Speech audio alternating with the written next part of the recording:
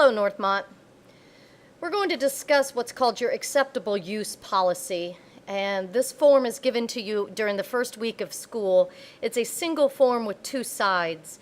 What's important about this form, at least as far as your explorations classes are concerned, is that your parents need to give us permission to allow you online, and your parents need to give us permission to open up your Gmail account so that you can have access to it. Now, like I said, you were given a hard copy of this form the first week of school, but if you've lost it, let me show you where you can retrieve a copy. I'm on the Northmont Schools website, www.northmontschools.com, www.northmontschools.com. Go to the Schools drop-down menu and choose the Northmont Middle School link, Northmont Middle School. On our webpage right now, the first line says Student Network and Internet Acceptable Use and Safety Agreement. Right here next to it, there's a small hyperlink that says Form. Go ahead and open that up. Now, if you print off a copy, it doesn't matter if it's two-sided or, just two papers stapled together. Whatever works for you, just get this form in. Let's talk about some of the things that you need to do on this form. First of all, on the front, you need to fill out all of these blank lines. Your full name, first and last.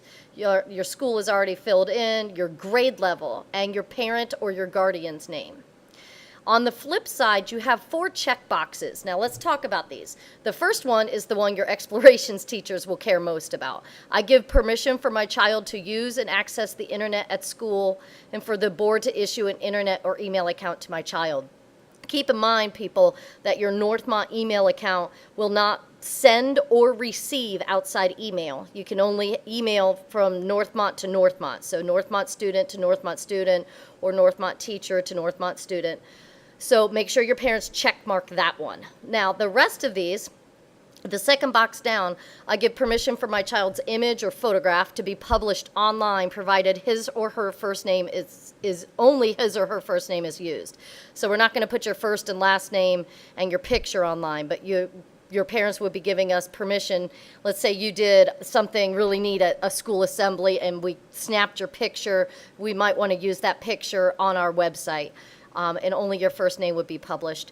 A side note to teachers. In the past, the verbiage of this has been, I give permission for my child's image to be published.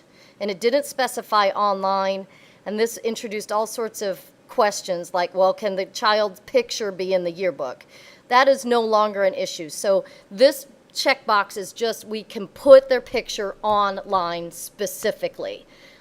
So don't bring up the issue of the yearbook. That is no longer an issue since it was reworded.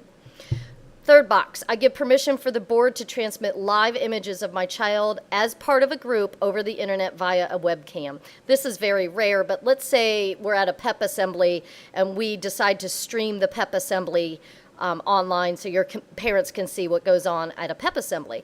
You might be caught in that webcast or that webcam, so your parents would be giving us permission to go ahead and put that online. And then I authorize and license the board to post my child's classwork on the internet without infringing upon any copyright my child may own with respect to such classwork.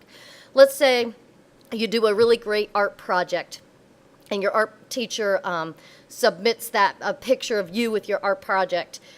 You're allowing us to publish your work without us infringing on your copyright rights.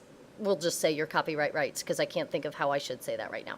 And then really important, your parents absolutely must sign this. They have to check mark what boxes. You can't leave the check marks blank or the boxes blank. And then they have to sign it and date it. You also have to sign it. That means you write your name in cursive and you date it. Give that to your advisory teacher.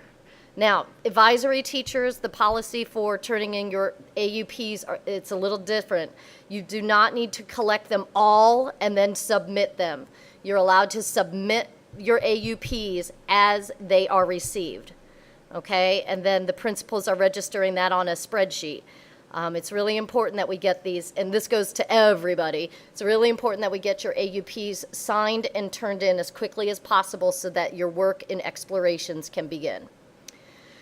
Thanks for listening. Hope this helped.